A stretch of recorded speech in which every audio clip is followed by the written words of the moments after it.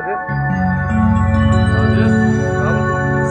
स्वागतम गुरुदेव, श्री स्वागतम गुरुदेव, श्री स्वागतम गुरुदेव, श्री स्वागतम गुरुदेव, श्री स्वागतम, श्री स्वागतम, श्री स्वागतम, श्री स्वागतम, श्री स्वागतम, श्री स्वागतम, श्री स्वागतम, श्री स्वागतम, श्री स्वागतम गुरुदेव, श्री स्वागतम गुरुदेव, श्री स्वागतम गुरुदेव, श्री स्वागतम गुरुदेव, श्री स्वागतम, श्री स्वागतम, श्री स्वागतम, श्री स्वागतम, श्री स्वागतम, श्री स्वागतम, श्री स्वागतम, श्री स्वागतम, श्री स्वागतम गुरुदेव, श्री स्वागतम गुरुदेव, स्वागतम गुरुदेव, स्वागतम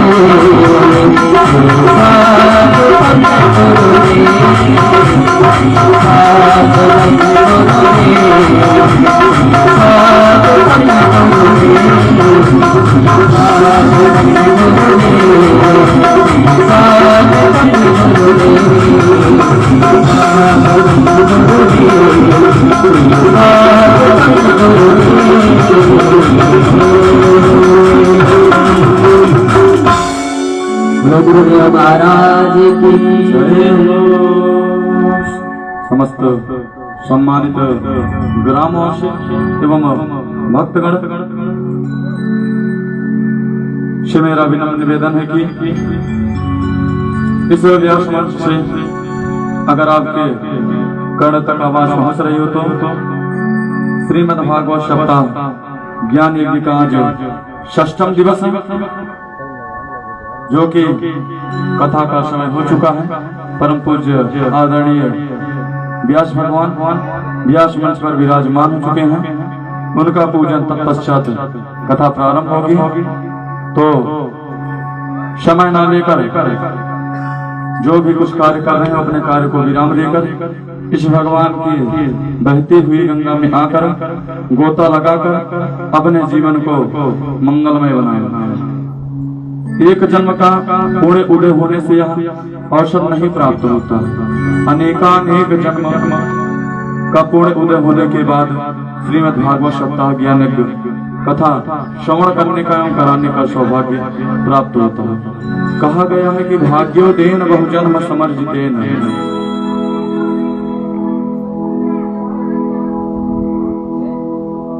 जब भगवान श्री बालकृष्ण की कृपा होती है तभी तो यह अवसर करने का शुभ अवसर प्राप्त होता है। तो मुख्य यजमान से विनम्र निवेदन है कि जहाँ कहीं भी हो व्यास मंच पे आकर भगवान का पूजन तत्पश्चात कथा प्रारंभ। हरि ओम मंगलम भगवान विष्णु मंगलम गरुड़ध्वज मंगलम पुंडरीकाक्ष मंगलाय तनम हरे मंगलम कौशलेन्द्राय महनीय गुणाब्धवे चक्रवर्ती तनुर्जाय सार्वभौमाय मंगलम मंगलम भगवान शंभु मंगलम वृषभध्वज मंगलम पार्वतीनाथ मंगलाय तनो शिवः।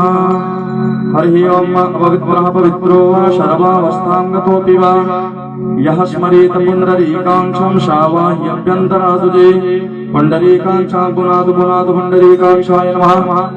हस्तौ प्रक्षालनं महर्षिकृते गोविन्दाय नमो नमः। पदपवित्रे धारणं पवित्रैस्तौ वैष्णव्यौ सवित्रो आभ्रसूत्मनां चित्रेण पवित्रेण सूर्यसरस्मवे तस्य ते पवित्रवते पवित्रभूतस्य यत्कामः पुने तक्षके अम्मा अथवादिष्वस्ति तिलकम्मा आदित्यावसौ रुद्रः विश्वे देवामृतगणः तिलकं तो प्रयक्षन्तु धर्मकामार्थ सिद्धये। पुनः हस्ते पुष्पमादाय अथ श्रीमद्भागवत महापुराणोऽध्यानम्। ओम यं प्रव्रजन्तमनुपेतमपेतकृत्यं द्वैपायनो विरागातर आजुहाव पुत्रेति तन्मयतया तरवो विनिन्दोष तं सर्वभूतहृदयं मुनिमानतोऽस्मि तं सर्वभूतहृदयं मुनिमानतोऽस्मि। श्रीमद्भागवत महापुराणाय नमः। जय ध्यानं समर्पयामि, हस्ते चतुष्पाणि समर्पयामि, पुनः हस्ते पुष्पमादाय अतः श्री बालकृष्ण ध्यान वंशे विभूषित करान्नवनीरदाभात् पीताम्बरादरुणबिम्ब फलाधरोष्ठात् पूर्णेन्दु सुन्दर मुखा दरबिम्ब नेत्रात् कृष्णात् परं किमपि तत् त्वमहं न जाने। श्री बालकृष्णाय नमः। जय धनं समर्पयामि, हस्ते चतुष्पाणि समर्पयामि, पुनः हस्ते पुष्पमादाय अतः श्री भगवते विष्णवे ध्यानम्। ओम ध्येयं सदा परिभवग्नमभीष्टदोहम् तीर्थास्पदं शिवविरञ्चिनुतं शरण्यं मृत्यातिहं प्रणतबालभवादिभूतम् वन्दे महापुरुषके शरणारविन्दम्। हस्ते पुष्पमादाय अथ श्री रामचंद्र ध्यानम्। लोकाभिराम रणरंगधीरा राजीव नेत्रा रघुवंशनाथा कारुण्य रूपा करुणाकरान्ता श्रीरामचंद्र शरणं प्रपद्ये। ओम राजा रामचंद्राय नमः। भगवते विष्णवे नमः। जय धनं समर्पयामि, हस्ते पुष्पाणि समर्पयामि, पुनः हस्ते पुष्पमादाय अतः श्री व्यास ध्यानम्। ओम व्यासाय विष्णुरूपाय व्यासरूपाय विष्णवे नमो वै ब्रह्मनिधये वासिष्ठाय नमो नमः। नमोस्तुते व्यासदेशालबोधे नमोस्तुते व्यासदेशालबोधे फुल्लारविन्दा यत्पत्रनेत्रं येन त्वया रततैलपूर्णा येन त्वया रततैलपूर्णा प्रज्वालितो नमय प्रदीप प्रज्वालितो नमय प्रदीप। श्री हरि नमः। व्यास ध्यान कमलेभ्यो नमः। जय धनं समर्पयामि, हस्ते पुष्पाणि समर्पयामि अतवादेशतिलकम्मा। ओम कस्तूरी तिलकं ललाटफले वक्षस्थले कौस्तुभम् नासाग्रे वरमौक्तिकं करतले वेणुकरे कङ्गणम् शर्वाङ्गे हरिचन्दनं सुललितं कण्ठे च मुक्तावले गोपात्रे परिमेष्टितो विजयते गोपाल चूड़ामणिम् अथ पुष्पपुष्पमाला। ओमोकरी प्रतिमोदनो पुष्पवती प्रसूवरी अश्ववाक्यो शजित्वरी वीरुधा पारकृष्णवा तत्परान्ते नैवेद्यं निवेदय।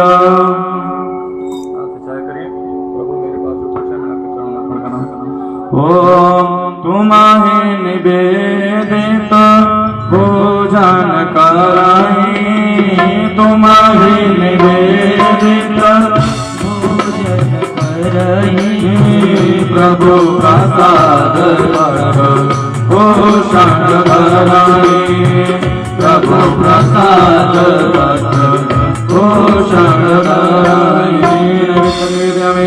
विद्यान्ते आचमनीयं जन्म समर्पयामि तत्परान्ते दक्षिणायाम्। ओम हिरण्यगर्भः समवर्तताग्रे भूतस्य जाता पतिरेके आशे सदाधार प्रतिविद्यामुदेमां कस्मै देवाय हविका विधेम पिताया पूजाया साद्गुणया ते तद्दक्षिणां समर्पयामि हस्ते पुष्पमादाय तत्प्रार्थनं प्रार्थयेत।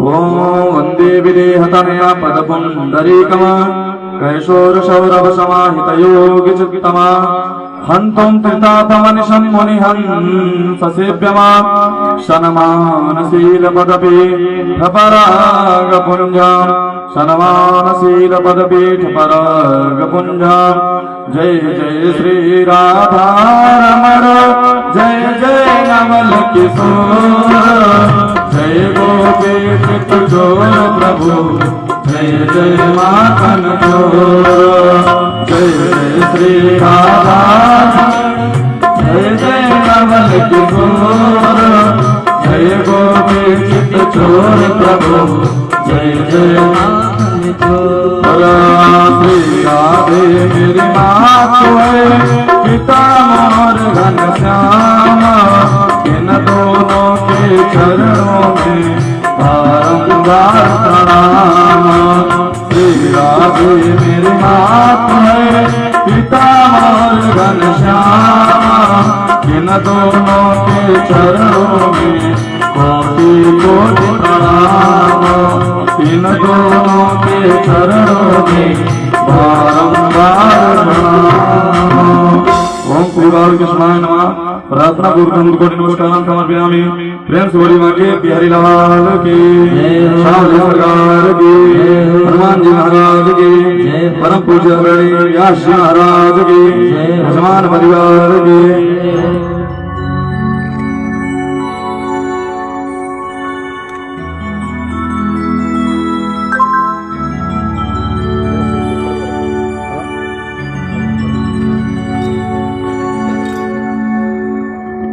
अथो निराजनं माम ओम इदगुं अभिहरणं मे सुरदवीरं सर्वगणं सुतये आत्मने प्रजासने पद्मनि लोकशंकरवैसने अग्ने प्रजां बहुलां मे करोत्पन्नं पयोरितोऽस्मा सुगत्ता ओम चन्द्रमा मनसो जातश्चक्षो सूर्यो अजायत श्रोत्राद्वायुष्य प्राणस्य मुखादग्निः जायत निराजनं दर्शयामि श्री बालकृष्णाय नमः। आरार्तिक्यं जलेशीतिले करणमस्तु वृक्षालनं मा पुष्पैर्देवाभिवन्दनम् आपदाम भरतारं दातारं सर्वसम्पदां लोकाभिरामं श्रीरामं भूयो भूयो नमाम्यहम्। प्रेम से बोली वाके बिहारी लाल की जय हो।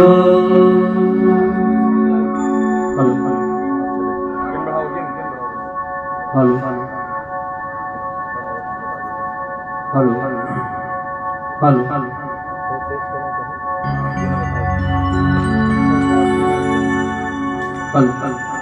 बोलो भागवत भगवान की जय। नूतन जलधर रुचि गोपवधूटी दुकूल चौराय तस्मै कृष्णाय नमः। संसार महीरुहस्य बीजाय सच्चिदानंद रूपाय विश्वोत्पत्त्यादिहेतवे तापत्रय विनाशाय श्रीकृष्णाय वयं नमः। ध्येयं सदा परिभवग्नमभीष्टदोहं तीर्थास्पदं शिवविरिञ्चिनुतं शरणं भृत्यार्तिहं प्रणतपाल भवाब्धिपोतं वन्दे महापुरुष ते शरणारविन्दम् वन्दे महापुरुष ते शरणारविन्दम्। अतुलितबलधामं हेमशैलावदेहं तनुजबलप्रसानं ज्ञानिनामग्रगण्यं सकलगुणनिधानं वानराणामधीशं रघुपतिप्रियभक्तं वातजातं नमामि। गुरुर्ब्रह्मा गुरुर्विष्णुः गुरुर्देवो महेश्वरः गुरुः साक्षात् परब्रह्म तस्मै श्री गुरुवे नमः। तस्मै श्री गुरुवे नमः। तो ब्रज धूरी जो प्राणों से प्यारी लगे ब्रज मंडल माही बसाए रहो। रसिकों के सुसंग में मस्त रहो जग जाल से मोही बचाए रहो। आहो नित बाके की झांकी निहारा करो मुस्कान छटा से छकाए रहो। अहो बाके बिहारी यही विनती मेरे नैनों में नाथ समाये रहो, मेरे नैनों में नाथ समाये रहो।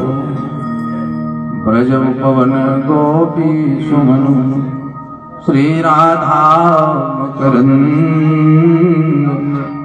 ब्रजवासी तरवर सकल मधुकर श्री नंदनंद।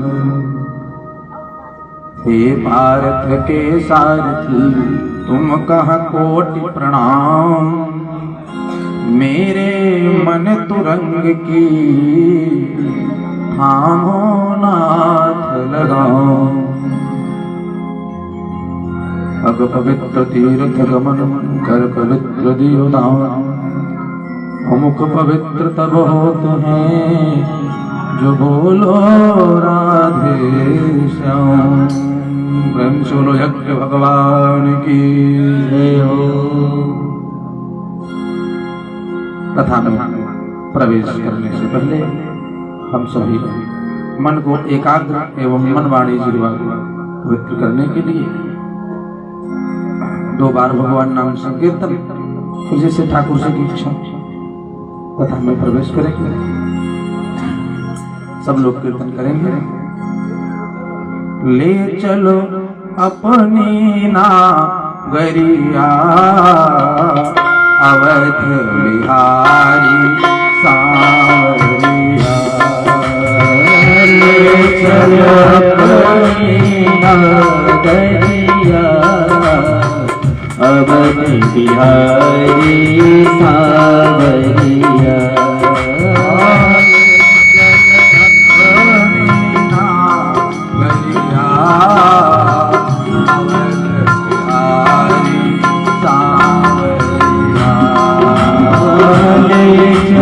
सांवरिया, अवध बिहारी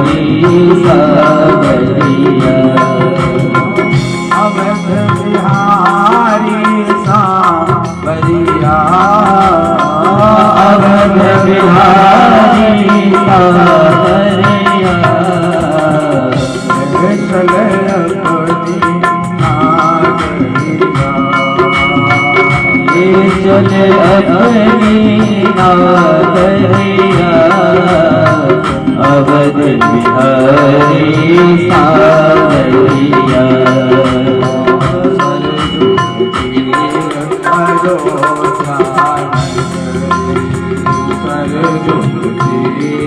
अयोध्या नगरी, सरजुग तीर अयोध्या नगरी, सरयुग तीर अयोध्या नगरी। संत भरे जहाँ, संत भरे जहाँ कागरिया, अवध बिहारी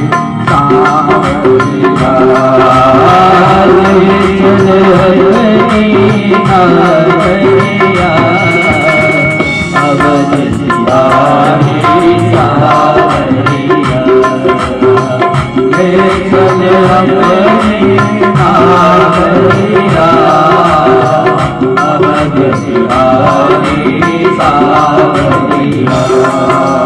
ले चले अपनी नागरिया, अवध बिहारी सांवरिया। ले चले अपनी नागरिया, अवध बिहारी सांवरिया। भक्तवत्सल भगवान की।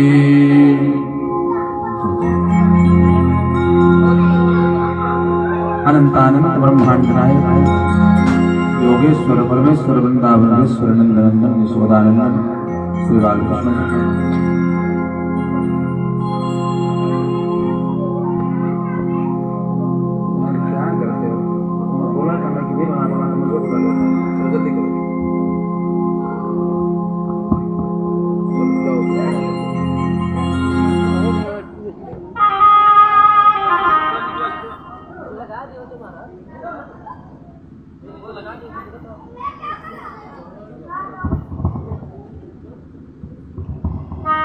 कुल भक्तवत्सल भगवान की जय हो। अनंतानंद ब्रह्मांड नायक योगेश्वर परमेश्वर वृंदावनेश्वर नंदनंदन यशोदानंदन श्री बालकृष्ण एवं आद्याशक्ति पराशक्ति वैजयंती माला योगेश्वरी परमेश्वरी वृंदावनेश्वरी ब्रह्मांड श्रद्धा तथा मारुतनंदन हनुमान जी महाराज के परम कृपा से आज श्रीमद् भागवत सप्ताह ज्ञान यज्ञ का अनवरत सतत अग्रसित होता हुआ खष्टम दिवस।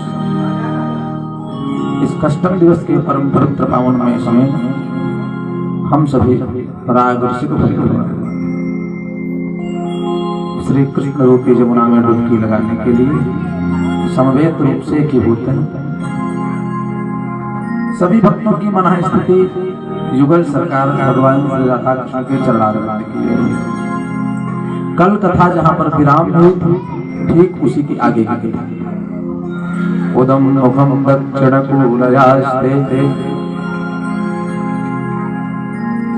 भगवती मां गंगा के दक्षिणी तट पर महाराज परीक्षित सभी श्रोता बंधुओं के सहित विराजमान और परम पूज्य प्रातःस्मरणीय सुखदेव महाराज कथा श्रवण करा रहे हैं।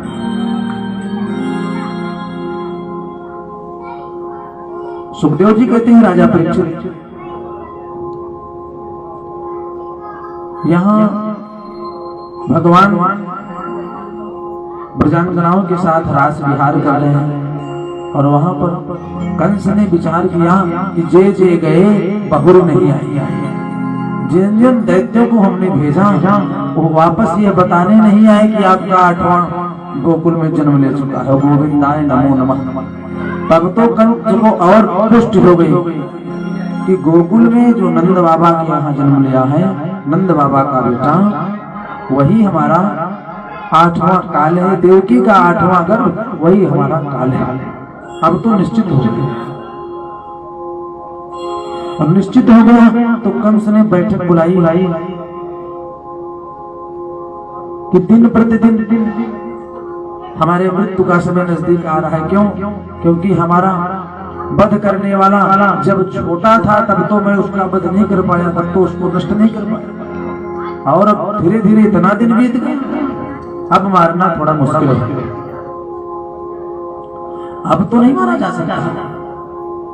और जितने अभी तक हमने भेजे जितने राक्षस हमने भेजे सब क्रूर ही गए। देवर्षि नारद ने कहा कि महाराज अब मैं क्या बताऊं, ये नहीं देखा जाता आप इतने पराक्रमी इतने वीर योद्धा आपके इतने बड़े बड़े राक्षस सैनिक गए नंद बाबा का वो छोटा सा बालक सबको मार दिया। ये मैं नहीं देखना चाहता। अब मैं तुम्हारे हाथों उसका वध देखना चाहता। कंस ने कहा महाराज ठीक है तो कैसे किया जाए, कैसे नंद बाबा का जो छोरा है उसको कैसे मारा जाए बताओ। देवर्षि नारद ने कहा कि महाराज आपने अभी जितने को भेजा है सब दुष्ट गए क्रूर गए, अब किसी अक्रूर को भेजो नीति के द्वारा उनको बुला करके यहाँ वध कर दो। ये बात कंस के समझ में आई कि सम्मान सहित यहाँ बुला करके चुपके से छल से वध किया जा सकता है। सुखदेव जी कहते हैं राजा परीक्षित विचार करके भोजराज कंस ने अक्रूर जी का आवाहन अक्रूर को बुलाया और बुला करके कहा अक्रूर जी हमने सलाह किया है और आपको नंद बाबा के गोकुल में भेजना चाहते हैं। आपको नंद बाबा के यहाँ गोकुल में भेजना चाहता है। अक्रूर जी ने कहा कि महाराज क्यों? कहा गच्छ नंद ब्रजम तत्र गच्छ नंद ब्रजम तत्र सुतौवानक दुंदुभे आशा शेषा विहानेन रथेनामयमाचिरम् गच्छ माने जाओ, गच्छ नंद ब्रजम तत्र, नंद जी के ब्रज में, तत्र माने वहां, सुतौ आनक दुंदुभि, आनक दुंदुभि कहते हैं वसुदेव जी। कंस ने कहा कि आप जाओ अक्रूर जी, गच्छ नंद ब्रजम तत्र, तत्र माने वहां जाओ नंद जी के ब्रज में, वहां सुतौ आनक दुंदुभि, वसुदेव जी के दोनों पुत्र नंद बाबा जी के यहाँ हैं। अब आशा से साओ बिहाने न रथे नामयमाचिरम, सम्मान के सहित हमारा रथ लेकर के जाओ और सम्मान के सहित रथ में बिठा करके उनको लेकर ले आओ। जब यह बात कंस ने कही अक्रूर जी को, तो अक्रूर जी प्रसन्न हो गए, मन ही मन प्रसन्न हो गए, और इतने प्रसन्न हो गए कि सुखदेव जी कहते हैं राजा परीक्षित, अक्रूर जी के नेत्रों से अश्रु प्रवाह होने लगे, और रोते रोते अक्रूर जी बोले कि किम मया चरितम भद्रम किम तप्तम परमं तपः किम दाप्यार्हते नित्यम यदि द्रक्षम्यादि केशव। हमारे कौन से जन्म का पूर्ण उदय हुआ है, किम मया चरितम भद्रम और किम तप्तम परमं तपः, कौन से जन्म का पूर्ण उदय हुआ है जो केशव का दर्शन होगा, भगवान हमको दर्शन देंगे, निश्चित ही हमारे पूर्वजों ने हमको कृपा की। किंदाप्यार्हते नित्यम यद् क्षम्यादि केशव, हम केशव का दर्शन करेंगे, भगवान का दर्शन करेंगे। अक्रूर जी ये सोचकर के रोने लगे और रोते हुए पूछे कि महाराज ये बताइए, उनको बुलाएंगे आप, लाने तो मैं चला जाऊंगा, लेकिन बुला करके करेंगे? कंस ने कहा कि आपको नहीं बताया?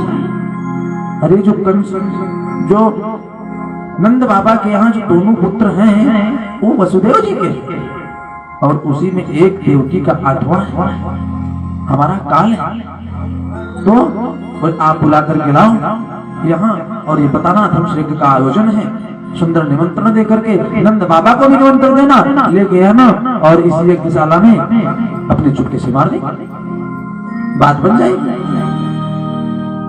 जब कंस ने यह बात बताई तब अक्रूर जी ने सोचा, बताइए भगवान के साथ छल करने जाएंगे?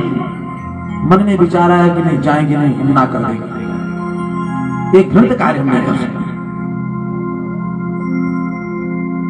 ना करने का निश्चय कर ही रहे थे, फिर मन में विचार आया ना कर देंगे तो ये दुष्ट भेरावत कर देगा, ये दुष्ट हमको मार देगा ना करने पर, इससे अच्छा है कि जाएंगे और जा करके भगवान को सब बात बता देंगे, कम से कम दर्शन तो हो जाएगा भगवान।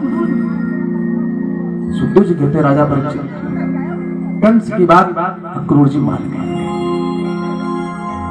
कहा सुनो, प्रातः काल चले जाना, निमंत्रण देना ब्रजवासियों को, बताना मल्लशाला का आयोजन है, धनुष यज्ञ का आयोजन है, और आप सबका निमंत्रण है, और कृष्ण और बलराम दोनों को सम्मान के सहित हमारे सुंदर रथ पर बिठा करके लाएंगे। सुखदेव जी कहते हैं राजन, रात्रि भर अक्रूर जी सोचते रहे, मन ही मन विचार करते रहे कि रिश्ते में तो गोविंद हमारे भतीजे दिखते हैं, यदि मैं जाऊंगा है तो परमात्मा, लेकिन रिश्ते में तो हमारे भतीजे लगते हैं, जब मैं आऊंगा तो हमको बहुत स्नेह करेंगे, हमको बहुत स्नेह करेंगे, बुला करके काका कह करके गले से लगा लेंगे, तो मैं धन्य हो जाऊंगा। रात्रि भर निद्रा नहीं है, भगवान के स्वरूप का ध्यान करते हुए अक्रूर जी सोए नहीं। प्रातः काल ब्रह्म मुहूर्त में उठे, संध्या वंदन इत्यादि करने से निवृत्त होकर के भोजराज कंस के दरबार में पहुंचे। कंस ने तेज चलने वाले घोड़ों से सुसज्जित रथ को अक्रूर जी को प्रदान कर दिया, और रथ भी नहीं, कोई सारथी नहीं, स्वयं रथ आरूढ़ हो गए। और जो ही रथ पर आरूढ़ हुए, सुखदेव जी कहते हैं राजा परीक्षित, पुनः भगवान के स्वरूप का स्मरण हो गया अक्रूर जी को, और सोचने लगे कि जाऊंगा तो भगवान हमको निश्चित दर्शन देंगे, क्यों? क्योंकि मैं उनका काका, निश्चित दर्शन देंगे। और विचार करने लगे कि भगवान हमको दर्शन कैसे देंगे? बोले जब मैं पहुंचूंगा तो द्रक्षामि नूनम सुकपोल नासिकाम स्मितावलोका रुणकंजलोचनम मुखम मुकुंदस्य गुडालकावृतम प्रदक्षिणम में प्रचरन्ति वै मृगा द्रक्षामि नूनम नूनम माने निश्चयम द्रक्षामि माने देखूंगा निश्चित दर्शन होगा हमको क्यों क्योंकि मैं तो काका हूं। अब निश्चित कैसे हो रहा है द्रक्षामि नूनम क्या देखूंगा बोले सुकपोल नासिकाम भगवान के सुंदर कपोलों का और नासिका का दर्शन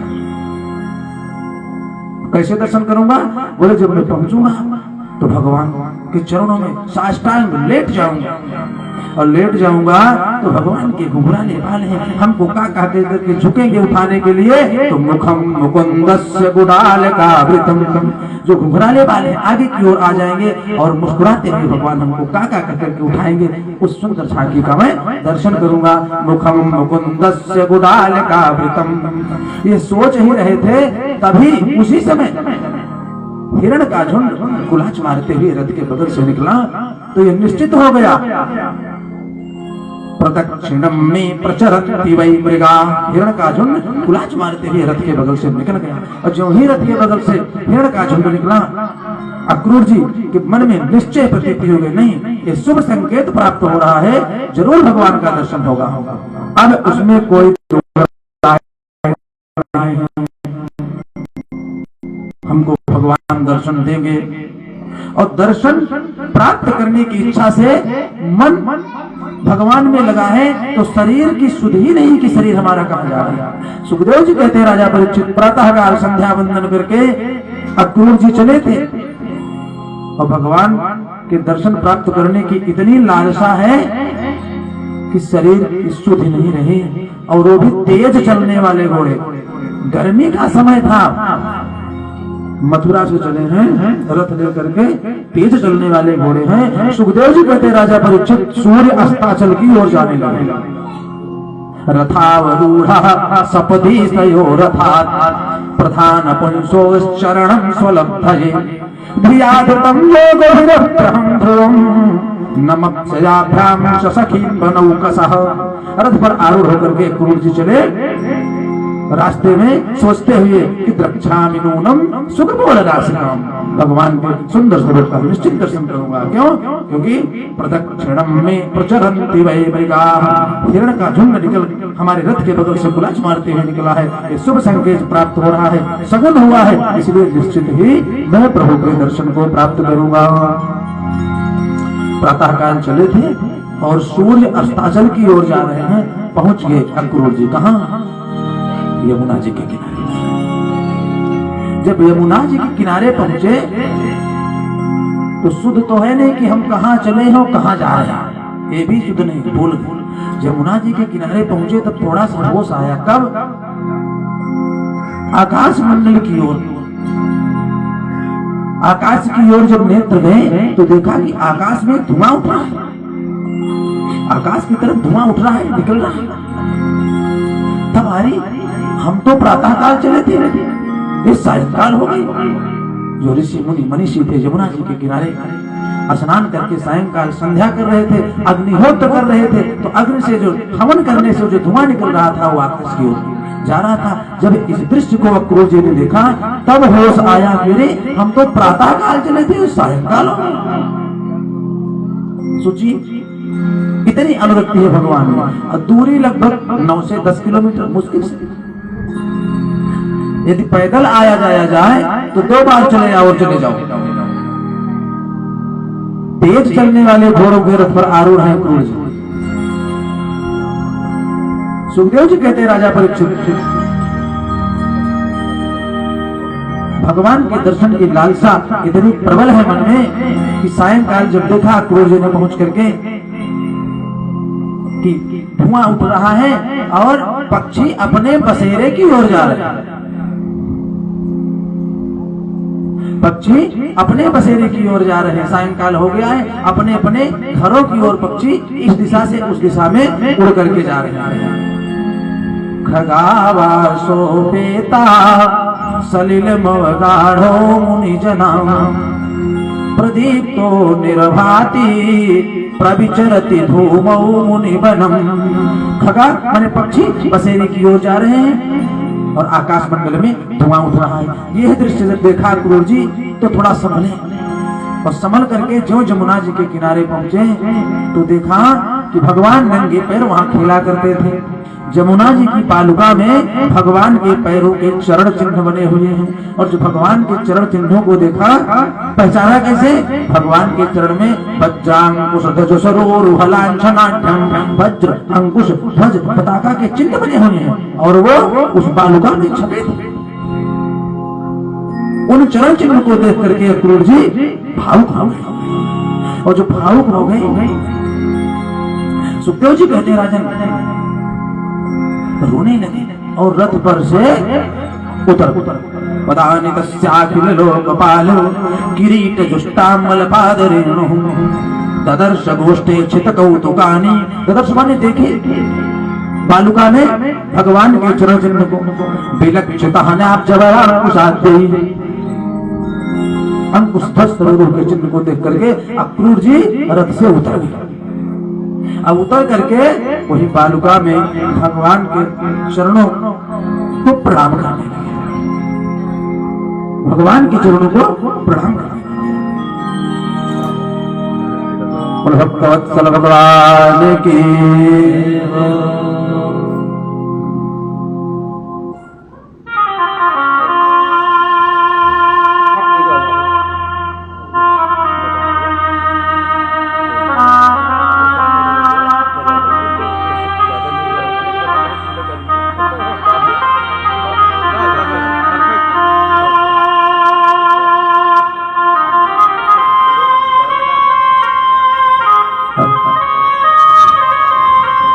भगवान की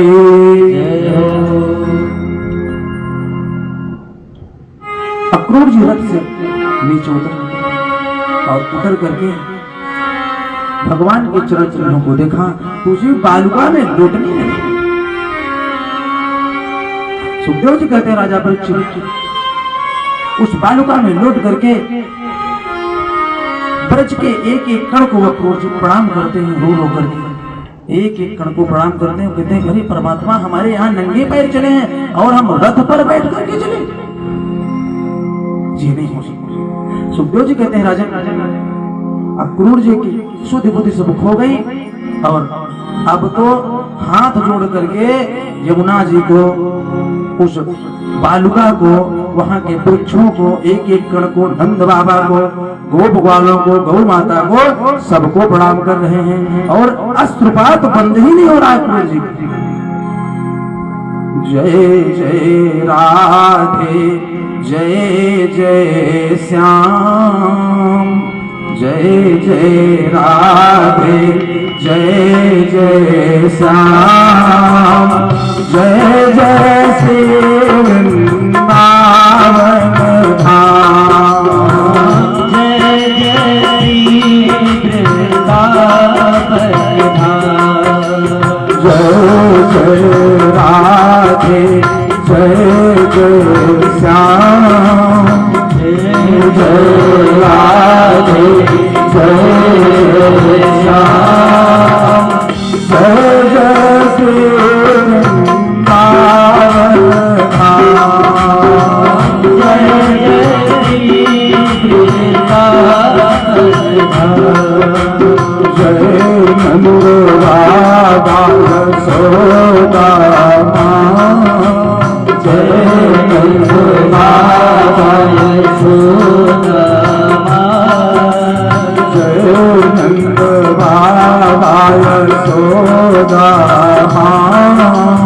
जय नंद बाबा यशोदा जय जय श्री बलदाऊ जय जय श्री बलदाऊ जय जय श्री बलदाऊ जय जय श्री बलदाऊ जय गोवर्धन जय यमुना जय गोवर्धन जय यमुना हरि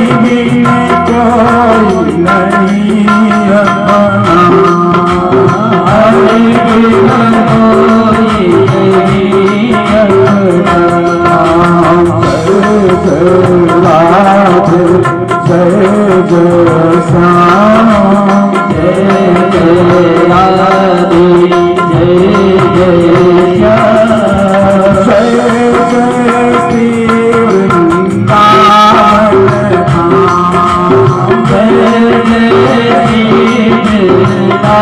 वृंदावन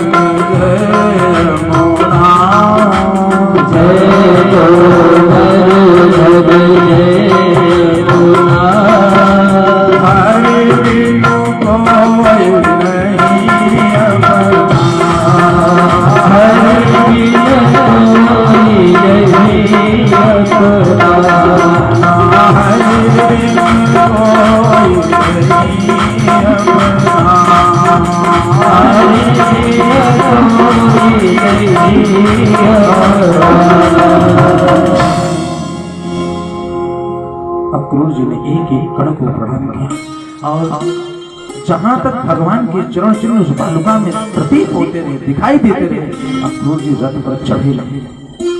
हमारे परमात्मा नंगी पैर मैं रथ पर और जब जमुना जी को पार किए हैं, बालुका नहीं समुद्र जमीन आ गई, तब रथ पर पुनः आ गए।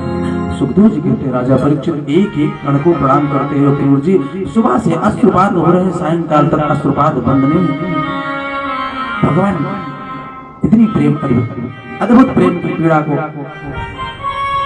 हृदय में लिए हुए अक्रूर जी पहुंचे कहाँ? नंद बाबा के द्वार पर।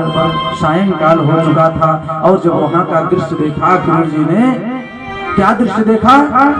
बोले ददर्श रामं कृष्णं च ब्रजे गोदोहनौ गतौ ददर्श रामं कृष्णं च ब्रजे गोदोहनौ गतौ पीतलीलांबरधरौ सरदांबुरहेक्षणौ। ददर्श ने देखा रामं कृष्णं च, यशोदा मैया एक हाथ में बलराम को पकड़े, बलराम जी एक तरफ यशोदा मैया की उंगली पकड़े और दूसरी तरफ भगवान कृष्ण। ददर्श रामं कृष्णं च ब्रजे गोदोहनं गतौ। सायंकाल गौशाला की ओर यशोदा मैया गाय का दोहन करने जा रही थी। पीत नीलांबरधरम सरदांबर, बलराम जी नीलांबर धारण किए और भगवान कृष्ण। जब देखा मैया के साथ दोनों बालक को, तो जैसे ही मन में अभिलाषा थी अक्रूर जी के, पुनः रथ पर से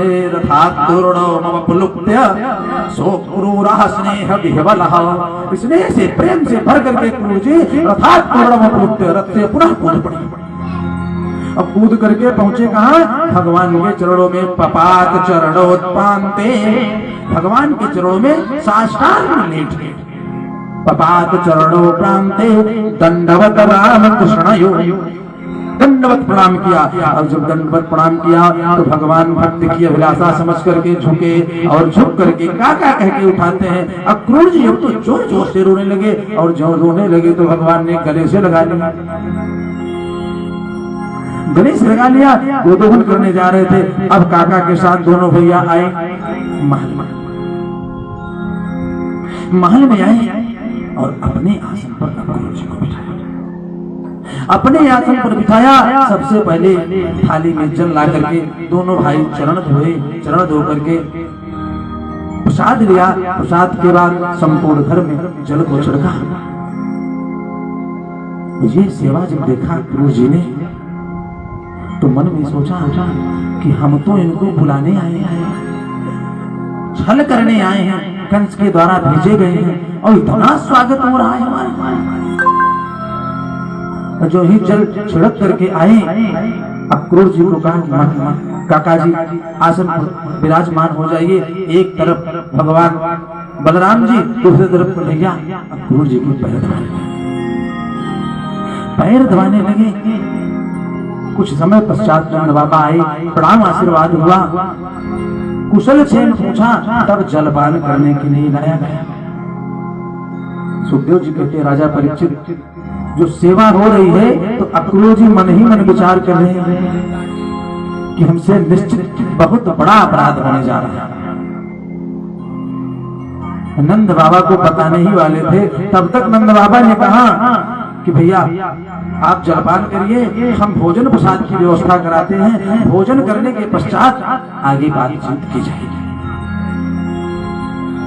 रुक गए, नहीं बताया। अब चरण दबाया, भगवान ने हाथ दबाने लगे, कुशल क्षेम पूछ रहे हैं। अक्रूर जी सोचे कि इतनी सेवा तो कभी हमारे यहाँ, सेवा की बात छोड़ो, कंस के द्वारा कभी सम्मान से बुलाया नहीं, और आज सम्मान से उनको बुलाया तो परमात्मा के साथ छल करने के लिए। हम जीवन में इतना घोर अपराध नहीं कर सकते। यह मन में उथल पुथल होती रही, विचार करते रहे अक्रूर जी। सुखदेव जी कहते हैं, राजा परीक्षित, समय हुआ, अंदर से भोजन प्रसाद के लिए बुलवाया। भोजन प्रसाद के लिए बुलावाया, और जब भोजन प्रसाद करने के लिए अक्रूर जी नंद बाबा के आंगन में पहुंचे तो देखते हैं भोजन सामग्री में अनेकों प्रकार के व्यंजन बने बने, ले भोज्य चोष्य पीत, 4 प्रकार में खाने की सामग्री अलग थी, भोजन ग्रहण करने की सामग्री अलग, पीने का पदार्थ अनेक प्रकार का। देख करके अक्रूर जी पुनः रोना लगे। कोई आदित्य सत्कार करना भगवान से सीखे। अतिथि आ जाए तो सत्कार सेवा कैसे करनी चाहिए।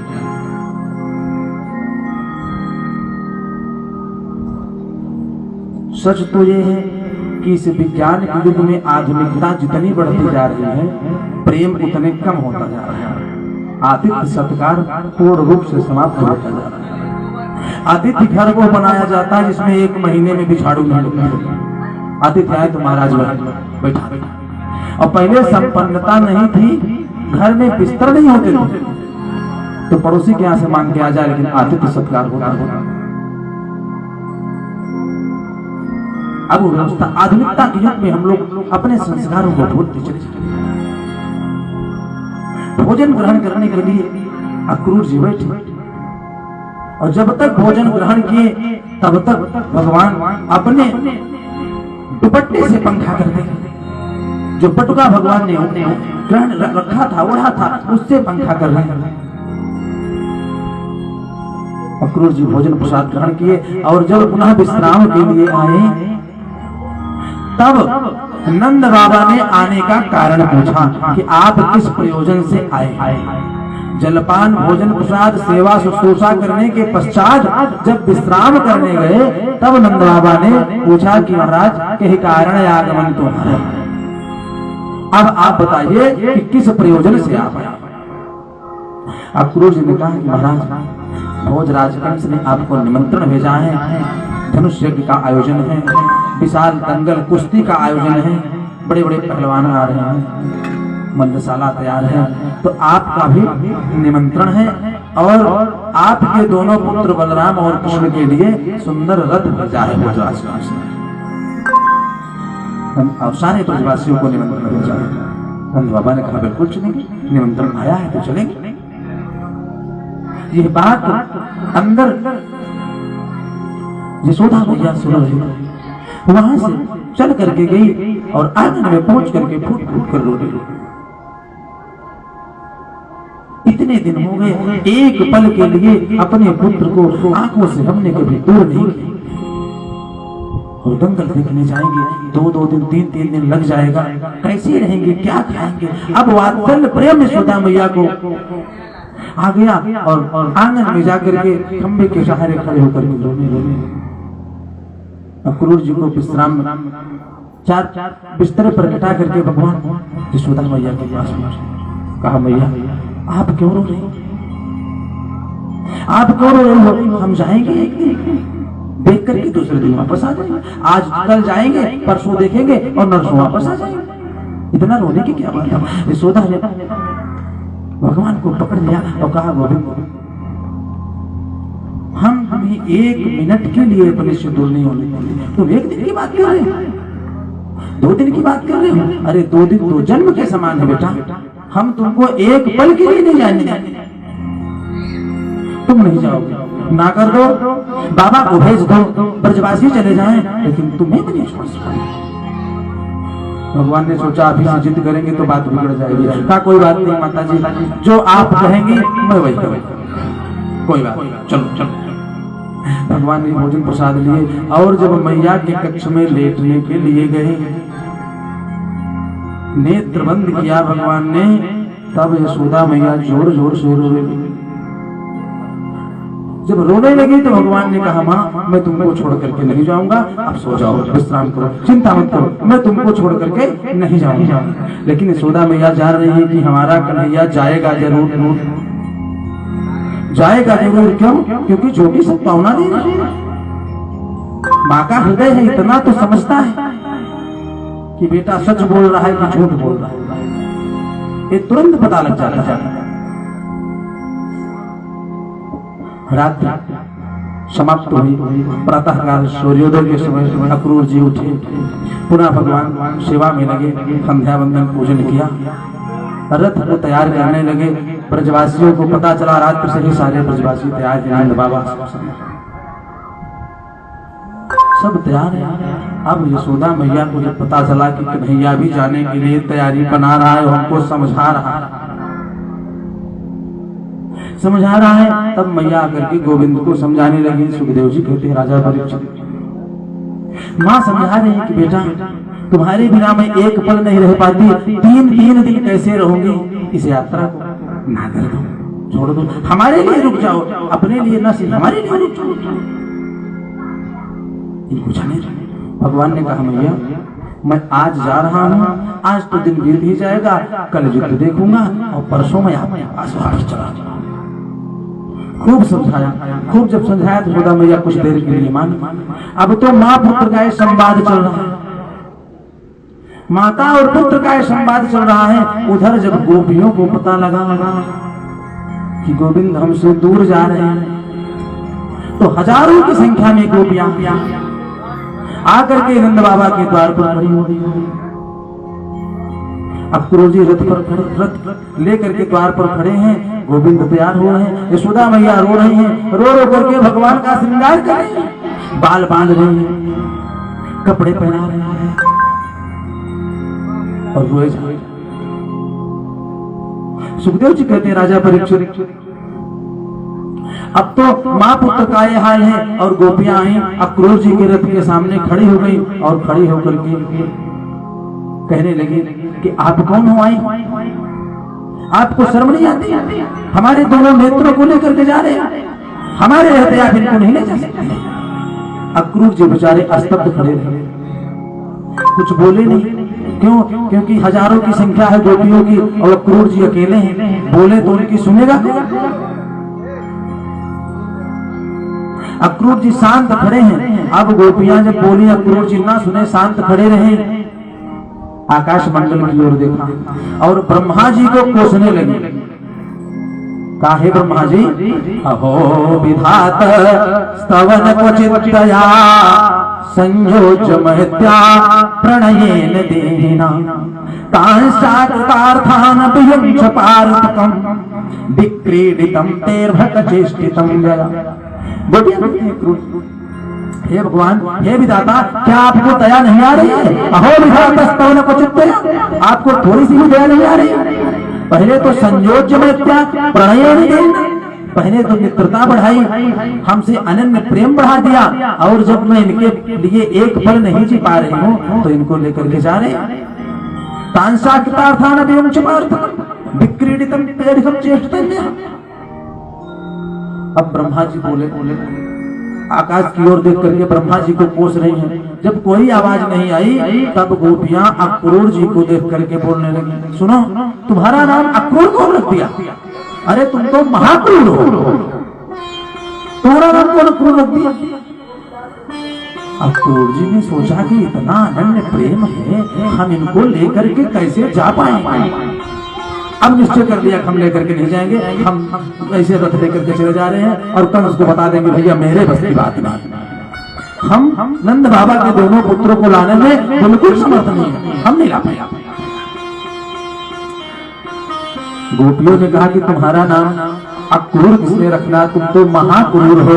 क्रूरस्त्वम अक्रूर समाख्यस्मन और चक्षुरहितत्वं हरसे बताज्ञवत्। अरे तू हम भगवान कृष्ण को और बलराम को नहीं ले जा रहे हो, हमारे दोनों नेत्र निकाल करके ले जा रहे हो। चक्षुरहितत्वं हरसे बताज्ञवत्, चक्षु माने नेत्र। महाक्रूर हो तुम, क्रूरस्त्वम अक्रूर समाख्यस्मन और चक्षुरहितत्वं हरसे बताज्ञवत्, हमारे दोनों नेत्र निकाल करके ले जा रहे हो। तुम्हारा नाम किसने क्रूर रख दिया, महाक्रूर आदमी होते। मैं इनको नहीं जाने दूंगी। यहाँ संवाद क्रूर जी और गोपियों का द्वार पर हो रहा है और किसी तरीके से यशोदा मैया को भगवान समझा करके द्वार पर आए तो इतनी विशाल जनसभा देखी। तो भगवान सोचे एक तरफ समझा रहा था, दूसरी तरफ एक नई आपत्ति आ गई, ये तो हमको और नहीं करने देंगे। जब यशोदा मैया ने गोपियों को देखा तो साहस कुछ बढ़ा कि हो सकता है गोपियों को समझाने पर हमारा लाला माना न जाए।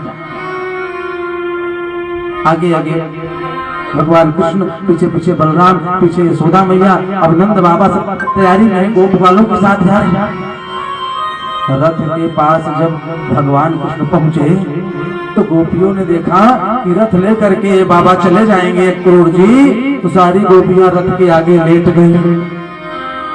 सारी गोपियां रथ के आगे लेट गई। जब गोपियां लेट गई, अब भगवान रथ पर बैठने के लिए आरूढ़ हुए तो यशोदा मैया रो रो करके जोर से पुकारने लगी, मोहन इधर देख तो लीजे, बिछुड़त कान हमें कछु दीजे, आगे जात हृदय पछताती, फाटत नहीं वज्र समझा। गोविंद एक बार हमारे भगवान पुनः वापस हो गए। यशोदा मैया ने हृदय से लग और रो करके कहने लगे, गोविंद अनजाने में कभी हमने तुम्हें डांट दिया तो क्षमा करो, उस बात को कभी मत याद कर। एक बार थोड़े से माखन के लिए तेरे प्रजनंदन में उड़ाया था। बेटा इस बात को कभी मत याद करना, इस बात को निश्चित भूल जाना, इसे कभी मत याद करना। पास से निकाला एक पोटली दिया, कहा कन्हैया रास्ते में भूख लगी तो माखन बिसरी इसमें रखी, इसको बेटा आज जा रहे हैं, हो सके तो कल ही वापस आ जाना, मैं तुम्हारे बिना एक पल नहीं। भगवान ने कहा मैया आप चिंता मत करो। क्रूर जी ने सोचा कि मैया इनको माखन मिश्री खाने के लिए दे रही है और वहां तो युद्ध हो, 2 दिन चले कि 4 दिन की 6 दिन की भोजन की व्यवस्था नहीं। ये ब्रह्म कैसे हो सकती, देवकी के 8वें गर्भ कैसे हो सकती, कैसे कैसे लड़ेंगे। अब मन में संशय उत्पन्न हो रहा, किसी तरीके से माँ को समझा बुझा करके भगवान रथ पर आरूढ़ होना चाहे तो देखिए तो गोपियां रथ के आगे लेटी, रथ के आगे लेटी ब्रह्मा जी को उलाहरा दे रहे हैं, अक्रूर जी को डांट रहे हैं। भगवान रथ पर नहीं चले, गोपियों के बीच में चले, बंसी को निकाला और कहा गोपियों राधा रहना, समझाए लो आज से यह बंसी जो मैं बजाया करता था ये बंसी वादन बंद हो गया, आज से ये बंसी तुम्हारे हृदय में बजा कर, चिंता मत करो, मैं जल्दी वापस आ जाऊंगा। समझा करके भगवान रथ पर आरूढ़ हुए। सुखदेव जी कहते हैं राजा परीक्षित उस समय एक एक पल मानो एक एक वर्ष के समान जान पड़ता था। अक्रूर जी को इशारा किया, काका रथ को आगे बढ़ाओ, अगर एक पल भी देर किया तो निकलना मुश्किल हो जाएगा। रथ थोड़ा आगे बढ़ा। अब गोपियों ने देखा कि भगवान वापस नहीं आएंगे। यशोदा मैया भी सोचा जब मेरा बेटा चला जाएगा तो एक स्वर में सब बोल उठी, एवं ब्रुवाणा बिरहा तुराभिसं ब्रज स्त्रिया कृष्ण विसक्तमानसा आज मुरण्यो नमलक्षितोद्यमा विसृज्यलज्जारुरदोष्वरं गोविंद दामोदर माधवेति। अभी तक तो कुछ लज्जा कर रही थी, लोग क्या कहेंगे, सबकी इतने परेशान हो रहे हैं इस छोटे से कन्हैया के लिए। लेकिन जब देखा कि भगवान नहीं रुकेंगे तो सुखदेव जी कहते हैं राजा परीक्षित, लज्जा को छोड़ करके एक स्वर में विरह से व्याकुल होकर के गोपियां भगवान को बुलाने लगी। गोविंद तुम जा नहीं सकते, और रथ आगे आगे चला जा रहा। जब तक ध्वजा दिखाई देती रही तब तक एक आस मन में बनी हुई, हो सकता है गोविंद वापस आ जाए, हो सकता है लौट हो सकता है कन्हैया हमारे प्रेम में वापस आ जाए। लेकिन जब ध्वजा भी दिखाई देनी बंद हो गई, पताका दिखाई देना बंद हो गई, तो हताश उदास होकर के गोपियां लौटना प्रारंभ कर दी। फिर भी एक आस मन में बनी हुई है, क्या गोविंद परसों की कह के गए हैं, जरूर आ जाएंगे। फिर पीछे की ओर मुड़ करके देखा, परसों क्या हो सकता है घूम करके लौट के आते हो। जब भगवान का रथ नहीं दिखाई दिया, एक स्वर में सारी गोपियां बोल पड़ी, तेरी अखियां हैं जादू भरी बिहारी, मैं तो कब से खड़ी,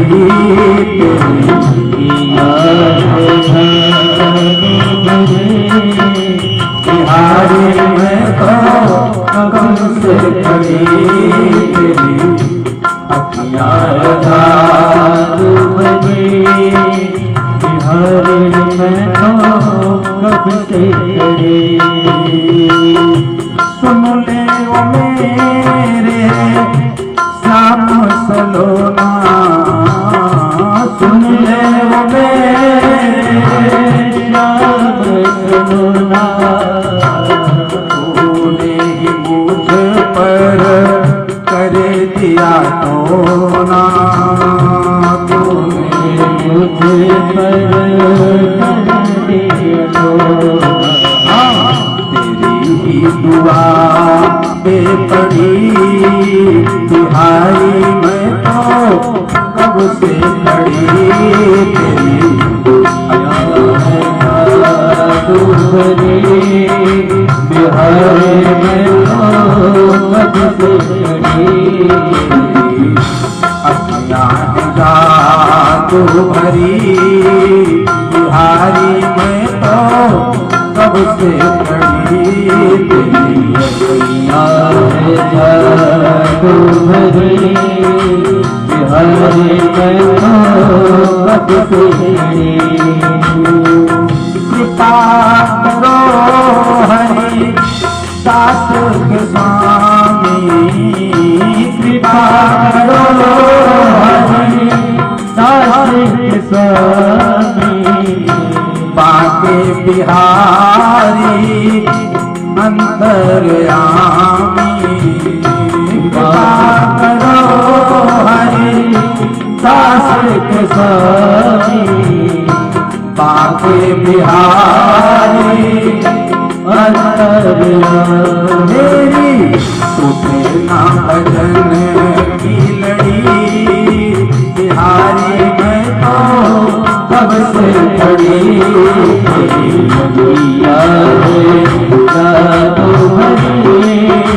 बिहारी में कब से खड़ी, तेरी अखियां जादू भरी बिहारी में कब से खड़ी, तेरी अखियां जादू भरी बिहारी में कब से। सुखदेव जी कहते हैं राजन, गोपियां हताश उदास होकर के, अब जितना गोकुल में प्रसन्नता का माहौल था उससे ज्यादा उदासी छा। क्यों? क्योंकि आनंद जो प्राप्त हुआ था, प्राकट्य हुआ था आनंद का, वो दूर दूर जा रहा। तो आनंद ही चला गया तो सारी खुशियां चली चली। यशोदा मैया महल में बैठ करके किनारे में सारी गोपियां जहां की तहां पड़ी हुई हैं। अक्रूर जी रथ को तेज गति से चला करके पहुंचे कहां? सुखदेव जी कहते राजा परीक्षित प्रातः काल तैयार हो गए थे और यमुना जी के किनारे पहुंचते पहुंचते दोपहर हो गया। इतना देर लगा निकलने में। अब जब यमुना जी के किनारे पहुंचे तो सोचे कि कल तो शुद्ध बुद्धि नहीं रही और आज दोपहर का संध्या यही कर ले। यमुना जी के किनारे स्नान करके संध्या कर ले। और जो ही भगवान को रथ पर आरूढ़ करके कहा आप लोग बैठिए और जो कुछ मैया ने दिया है भूख लगी हो तो माखन मिश्री खाली। रथ को रोक करके अक्रूर जी यमुना जी में स्नान करने के लिए जो ही प्रवेश करते हैं, सुखदेव जी कहते हैं राजा परीक्षित भगवान ने जो भ्रम हुआ था करे ब्रह्म कैसे हैं, जो ही डुबकी लगाई तो क्या देखा कि रथ पर आरूढ़ बलराम और कृष्ण यमुना जी में दिखाई दे रहे हैं। जल के अंदर दोनों भैया दिखाई दे रहे हैं। तो जल्दी से डुबकी जो लगाए थे अंदर ऊपर देखे और जो ऊपर देखे तो वहां भी रथ पर दोनों भाई बैठे थे। फिर डुबकी लगाए तो फिर देखा कि रथ अंदर दिखाई पड़ रहा है और पुनः बाहर निकले तो देखा कि दोनों भैया बैठे। स्नान करके निकले। कहा गोविंद जो मन में संशय हुआ था वो दूर हो गया, अब कोई संशय नहीं है प्रभु। भगवान मुस्कुराने लगे और अक्रूर जी बोले हे गोविंद आपसे कोई कण बचा नहीं है जहां आपकी व्याप्ति न हो। न तो उसमें हम अखिल हेतु हेतु नारायण पूरुषुमादमप्यजम यन्याभिजाता दरविंद कोशात् ब्रह्मा विरासे जतये स्वलोकः। गोविंद ऐसा कोई कण नहीं बचा जहां आप व्याप्त हो। भूस्तो यमग्नि पवनः खमादिर महानजादिर मन इंद्रियाणि सर्वेन्द्रियार्था बुधाश्च सर्वे जेहे तमस्ते जगतोऽन्यभूता। हर जगह गोविंदा व्याप्त। मैं जान गया। संध्या किए, संध्या करके रथ पर आरूढ़ हुए और चले। सायंकाल होने से पहले ही मथुरा के बगीचे में दोनों भाई को लेकर के अक्रूर जी पहुंच गए। नंद बाबा सारे ब्रजवासियों को लेकर और जब मथुरा के बगीचे में पहुंचे अक्रूर जी भगवान को लेकर के कहा यहाँ पर विश्राम करो। पहले तो निवेदन किया गोविंद हमारी कुटिया में पधारो। भगवान ने कहा काका जी अभी समय नहीं है, आप जान रहे हो जिस कार्य के लिए मैं इतने प्रपंचों को, इतने स्नेह को, प्रेम को, परिवार को छोड़ करके आया हूँ, पहले वो करने दीजिए। मैं निश्चित आपको वचन देता हूँ आपकी कुटिया पर जरूर आऊंगा। अब भगवान से विमुख होकर के अक्रूर जी पुनः नेत्र सजल हो गए, परमात्मा की ओर देखा, गले मिले और जाकर के कंस को बताया कि नंद बाबा अपने ब्रजवासियों के साथ, अपने दोनों पुत्रों के साथ बगीचे में आकर के रुके। ये बता करके अपनी कुटिया।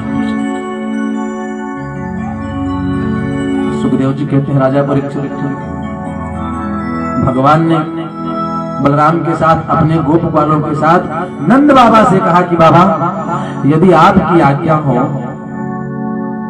यदि आपकी आज्ञा हो तो हम ननिहाल में आए हैं, मामा के यहाँ आए हैं और राजा की नगरी है, इसका अवलोकन कर लें, इसका दर्शन तो कर लें, यदि आप आज्ञा करें तो।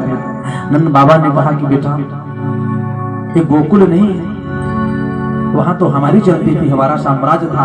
अरे भोजराज कंस का राज है और तुम उद्दंड हो, गोप वालों के साथ कहीं दंडता किए तो दंडित किए जाओगे। भगवान ने कहा कि बाबा कुछ नहीं करूंगा, चुपचाप केवल दर्शन करूंगा, बिना बोले हुए, बिना शरारत किए हुए और मथुरा देख करके मैं वापस आ सकता। नंद बाबा ने बलराम जी की ओर देखा, तुम्हारी जिम्मेदारी पे मैं छोड़ रहा हूं। बलराम जी ने कहा कि ठीक है। बलराम जी, कन्हैया, सारे गोप ग्वाल निकल पड़े मथुरा में भ्रमण करने के लिए। सुखदेव जी कहते हैं राजा परीक्षित कंस ने घोषणा करा करके रखी है कि कोई भी कन्हैया से, नंद बाबा से मिलने नहीं जाएगा, दर्शन करने नहीं जाएगा, कोई उनका स्वागत नहीं करेगा। ये रोक है। लेकिन मथुरा की स्त्रियां, माताएं, रहने वाले सभी प्रजाएं भगवान का दर्शन करना चाहते हैं। तो सामने जाकर के कंस ने रोका है ऊपर चढ़ करके हम पुष्प वृष्टि कर देंगे, तो कंस क्या कर लेगा?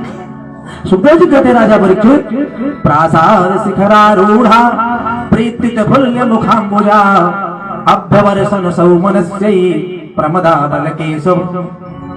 अपने अपने अट्टालिका पर चढ़ गई, सब स्त्रियां माताएं बच्चे सब चढ़ गए और वहीं से भगवान को सुमन वृष्टि करते हैं। अभ्यवर्षण सौमनस्यं प्रमदा बल केशव। अरे सुमन माने सुंदर मन भी तो होता है, और भगवान को सामग्री से क्या मतलब है? सुंदर मन चढ़ा, उसी की तो आवश्यकता है। कोई सामग्री ना हो तो ना चढ़ाओ। मानसिक पूजा से अधिक फल कर्मकांड की पूजा में नहीं मिलता। जो भी सामग्री धूप दीप अगरबत्ती नैवेद्य लड्डू पान सुपारी चढ़ाने से जो फल नहीं मिलता, वो फल मन एकाग्र करके भगवान की मानसिक पूजा से मिलता है। कभी कभी प्रश्न आता है कि महाराज जी ये बताइए, हम तांबे के पात्र से जल चढ़ा सकते हैं कि नहीं, पीतल के पात्र से जल चढ़ा सकते हैं कि नहीं। अनेकों जगह प्रश्न मिलता है, कुछ नहीं। सच बात तो ये है कि किसी पात्र की बाध्यता नहीं है। भगवान कहते हैं पत्रम पुष्पम फलम तोयम यो में भक्त्या प्रयच्छति। जो कुछ भी है चढ़ा दो, पात्र न हो तो अंजूरी से जल चढ़ा दो, आप हाथ में लेकर किसी पात्र की कोई आवश्यकता नहीं। सुखदेव जी कहते हैं राजा परीक्षित, अभ्यवर्षण सौमनस्यै प्रमदा बल केशव। सुमन की वृष्टि हो रही सुंदर, भगवान सबको दर्शन देते हुए आनंद प्रदान करते हुए आगे बढ़े। और जो आगे बढ़े मथुरा से थोड़ी दूर पर बढ़े तो क्या देखा कि रजकम कंचिदायांतम रंगकायंगदाग्रजः। एक धोबी बहुत सा वस्त्र लिए हुए और उसके साथ अनेक धोबी वस्त्र का गट्ठर लिए हुए जा रहे। जब धोबी को देखा तो सारे गोपगालों ने कहा कन्हैया आए तो वो ननिहाल में, लेकिन हम लोग तो वैसे दुपट्टा लपेटे, भगवान जब तक गोकुल में रहे तब तक सिला हुआ वस्त्र नहीं धारण किए, कभी पैर में चरण पादुका नहीं पहनी, कभी सिला वस्त्र नहीं पहनी। कहा यहाँ तो सब सुंदर सुंदर वस्त्र धारण किए। गोविंद कुछ करो। भगवान ने कहा चलो, जाकर के धोबी के पास कहे मामा जी प्रणाम प्रणाम। कहा मामा जी प्रणाम। अच्छा ननिहाल में जाओ तो जो लोग मिले सब मामा ही होते। भगवान ने कहा मामा जी प्रणाम प्रणाम। धोबी ने नेत्र ऐसे करके देखा, कहा हमें पता है तुम कितने दिन के मेहमान हो, नित्यम गृह बने चला। हमें पता है तुम कितने दिन के मेहमान हो। लगा उल्टा सीधा बोलना। भगवान ने कहा मैं तो आपको केवल मामा जी कह रहा हूँ। अच्छा बताओ क्या बात है। अरे जो वस्त्र लेकर के जा रहे हो सुंदर सुंदर, दो चार छह हम लोगों को भी दे दो, पहन ले, हमारे पास वस्त्र नहीं है। और तुमको हम मथुरा में घूम करके मामा जी की नगरी का अवलोकन करके वस्त्र लाकर तुम्हें वापस दे दें, पक्का में वचन देता। जब ये कहा तो कहा कि तुम लोग कभी ऐसे राजसी वस्त्र देखे हो? जंगल में रहने वाले ब्रजवासी, तुम्हें क्या पता वस्त्र की कीमत। अब जो मुंह से निकले तो बलराम जी के भरोसे तो नंद बाबा ने भेजा था। भगवान ने बलराम जी की ओर देखा, कहा भैया ये धोबी ज्यादा बोल रहा है। बलराम जी ने कहा चलो जो होगी सो देखा जाएगी, पहले इसको ठीक करो। भगवान ने एक हाथ हमारा सर थर से अलग हो गया, शरीर से सर अलग हो गया। नंद बाबा ने कहा था शरारत मत करना, झगड़ा मत करना, 302 पहले हो गया। और जब एक धोबी मारा गया तो सारे वस्त्र को छोड़ करके जो और धोबी थे वो भाग खड़े हुए तो एक एक वस्त्र निकाल करके भगवान सारे सखाओं को दे दिए और सब वस्त्र पहन। तो राजा महाराजा के वस्त्र, बड़े बड़े वस्त्र, जब रास्ते में चलने लगे तो बिना झाड़ू के सड़क सफा होने लगी। थोड़ी दूर आगे बढ़े। सुखदेव जी कहते हैं राजन आगे बढ़े, दर्जी के यहाँ गए। भगवान गए तो दर्जी ने कहा कि प्रभु मैं हूं तो आपका भक्त, लेकिन कंस के डर से मैं बाहर नहीं आ सकता। ऐसा करो आप एक एक करके वस्त्र दे दो, मैं ठीक करके आपको दे देता हूं। एक एक वस्त्र ठीक करके दर्जी ने दे दिया और भगवान ने कहा अभी देने के लिए हमारे पास कुछ है नहीं, मैं तुम्हें आशीर्वाद देता हूं, आने वाले समय में तुम्हारी आय बहुत बढ़ जाएगी।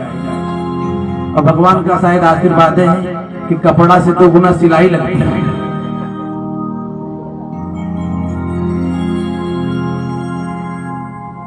अब कपड़ा तो ठीक हो गया। ब्रजवासी 3 चीज के बहुत शौकीन होते हैं, एक कपड़ा के, एक माला के और एक चंदन के। कहा कन्हैया, सखाओं ने कहा कन्हैया अब कपड़ा तो बहुत सुंदर हो गया। सुखदेव जी कहते हैं राजा परीक्षित थोड़ा और आगे बढ़े भगवान, और आगे बढ़ करके कहा गए ततः सुदाम्नो भवनम मालाकारस्य जगमतुः। सुदामा नाम के मालिक हैं, सुंदर माला धारण करा करके माली ने भगवान को प्रणाम किया। कहा गोविंद कंस का डर हमको नहीं है, आपका दर्शन प्राप्त हो गया, अब प्राण चले भी जाएंगे तो कोई चिंता नहीं। माला मिल गई, सुंदर वस्त्र पहन लिए, अब तो चारों तरफ कन्हैया की जय, कन्हैया की जय, जय जयकार करते हुए सारे गोपगोपाल आगे बढ़े। सुखदेव जी कहते हैं राजा परीक्षित आगे बढ़ते चले जा रहे हैं तो रास्ते में क्या देखा कि 3 जगह से टेढ़ी एक कुरूपा औरत, स्वरूपवानी कुरूप, काली कलूटी सुंदर स्वरूप। अब ब्रजवासी चले जा रहे और आगे से वो युवती आ रही है, हाथ में एक कटोरा लिए हुए है, कटोरे में कुछ है ये दिखाई नहीं। और जब थोड़ा आगे बढ़े तो आगे चले जा रहे हैं। अब उससे क्या मतलब कि आप कौन हो? बगल से जो ही निकली सुखदेव जी कहते राजा परीक्षित भगवान बोल पड़े और सुंदर संबोधन में बुलाया, हे सुंदरी आप कौन हो, कहां से आए? तो पहले तो वो 3 जगह से टेढ़ी औरत देखी नहीं, क्यों? क्योंकि वो सुंदरी थी ही नहीं। लेकिन उसने देखा कि और कोई स्त्री तो यहाँ दिख नहीं रही है, तो हो सकता है हमें को बुला रहे। दोबारा भगवान ने आवाज लगाई, हे सुंदरी। जब दोबारा आवाज लगाई तब इधर उधर देखा, जब कोई नहीं दिखा तो भगवान की ओर देखा। जब भगवान की ओर देखा, भगवान ने कहा मैं आपको ही बुला रहा हूं, आप कौन हो, यहाँ आओ, कहां से आ रही, अपना परिचय बताओ। समझ कि कोई सद्गुणी पुरुष संस्कारी बालक ही हमको इस शब्द में संबोधन दे सकता, नहीं तो आजकल को लड़कियां होती थोड़ा कहते हेटेड हुई। तो भगवान के पास आई, भगवान ने परिचय पूछा। कहा का तुम वरेर्वैत दुहानुलेपनम कास्यांगने वा कथयस्य साधुनः अतेहावयोरंग विलेपनुत्तमम श्रेयस्य तस्तेन चिरात् भविष्यति। हे देवी आप कौन हो, कहा तुम आप कौन हो? और वरेर्वैत दुहानुलेपनम कास्यांगने वा हाथ में क्या ली हुई हो, और कास्यांगने वा कथयस्य साधुनः कहां से आ रही हो, कहां जा रही हो, अपना परिचय बताओ। इतना प्रश्न भगवान ने एक साथ कर लिया। अब पहले इतना सुंदर संबोधन था कि मन ही मन प्रसन्न हो गई। आज तक ये शब्द कोई बोला नहीं था। तो अपना परिचय बताया। कहा कि भैया वैसे तो मेरा नाम सैरंध्री, परंतु 3 जगह से टेढ़ी होने के नाते हमें सब त्रिवक्त्रा कहते हैं। और मैं भोजराज कंस की दासी हूँ। भोजराज कंस को चंदन लगाने का कार्य करती हूँ। दासास में हम त्रिवक्त्रा में कुछ बता रहे हैं कि दासास में हम सुंदर कंस सम्मता त्रिवक्त्रनामाहनुलेप कर्मणि मदभावितम भोजपतेरति प्रियम। कहा कि प्रभु दासास में हम सुंदर कंस सम्मतम, मैं कंस की दासी हूँ और उनको चंदन लगाने का काम करते हूँ। मेरा नाम त्रिवक्त्रा है। मेरे द्वारा मदभावितम भोजपतेरति प्रियम, मेरे द्वारा बनाया गया चंदन भोजराज कंस को बहुत प्रिय है। जब कहा भोजराज कंस को बहुत प्रिय है, तो भगवान ने कहा कि तो ठीक है, फिर जब प्रिय है तो आप जाओ चंदन लगा दो, मैं तो परिचय पूछ रहा था। तब त्रिवक्रा ने कहा कि ना, बिना युवाम तो अन्य तमस्तदर्हति, बिना अब आप दोनों, तुम युवाम युवम, बिना युवाम माने अब बिना आप दोनों को चंदन लगा दिए मैं कहीं जा नहीं सकता। भगवान ने कहा कि नहीं जा सकते हो तो लगा दो। सुखदेव जी कहते राजा परीक्षित अपने हाथ से त्रिवक्रा ने भगवान को चंदन लेप लिया, सारे ब्रजवासियों को चंदन लगाया। अब चकाचक वस्त्र हो गया, वस्त्र हो गया, माला त्रिपुंड चंदन लग गया। अब तो और प्रसन्नता हो गई। भगवान ने कहा कि इन्हें कुछ देना चाहिए, इस कंस की दासी को कुछ तो देना चाहिए। सुखदेव जी कहते हैं राजा परीक्षित अंगूठे को अपने पैर से भगवान ने दबाया और एक हाथ इसे मुख के नीचे लगा करके एक बार जोर से झटका दिया और जो 3 जगह से टेढ़ी थी एकदम सीधी हो गई और जितने कुरूप थी उतने स्वरूपवान हो गई। रूप बेस माधुर्य हसितालाप दीक्षितै, प्रसन्न हो गई और प्रसन्न होकर के नृत्य करने लगी। जब नृत्य करने लगी तो भगवान आगे की ओर बढ़े और जो ही भगवान आगे बढ़े भगवान का दाहिना हाथ पकड़ लिया, कहा गोविंद जब तो मैं कुरूप थी तब तो आपने इतना स्नेह किया और जब मैं देखने लायक होगी तो आप छोड़ करके जा रहे हो। भगवान ने कहा देखो अभी समय नहीं है, अभी समय नहीं है, अभी बहुत दूर जाना है, वो बहुत से कार्य करने हैं। अब भागवत में तो नहीं, अन्य पुराणों में वर्णन आता है कि भगवान ने जो स्थान 16,108 रानियों को दिया था वही स्थान उपजा को दिया। भगवान आगे बढ़े और आगे बढ़े। सुखदेव जी कहते हैं राजन बनियों के यहाँ गए तो बनिया तो है बुद्धिमान होवे करते हैं। भगवान को तांबूल भेंट किए और आगे बढ़े, बढ़ते गए सबको कृतार्थ करते हुए। और जो भोजराज कंस को पता चला कि हमारा धोबी मारा गया तब तो और मन में उत्सुकता बढ़ने लगी कि यहाँ भी नंद बाबा का बालक देवकी का 8वां हो गया, सावधान हो जाओ। और भगवान पहुंचे कहाँ, जहां पर धनुष रखा हुआ था। धनुष देते समय देवर्षि नारद ने कहा था कि कंस यह धनुष कोई तोड़ नहीं सकता, किसी में सामर्थ्य नहीं है। और यह जान लेना कि जो धनुष तोड़ देगा वो फिर तुम्हें छोड़ नहीं सकता। भगवान पहुंचे धनुष के पास और करेण वामेन सलील मदभुतम, बाएं हाथ से उठा करके और प्रत्यंचा चढ़ाए। धनुष 2 खंड हो गया और जब धनुष 2 खंड हो गया कंस के पास यह सूचना पहुंची, कंस और सावधान हो गया। तोड़ करके भगवान चले आए कहां, पुनः बगीचे में अपने पिता नंद बाबा के पास भगवान पुनः।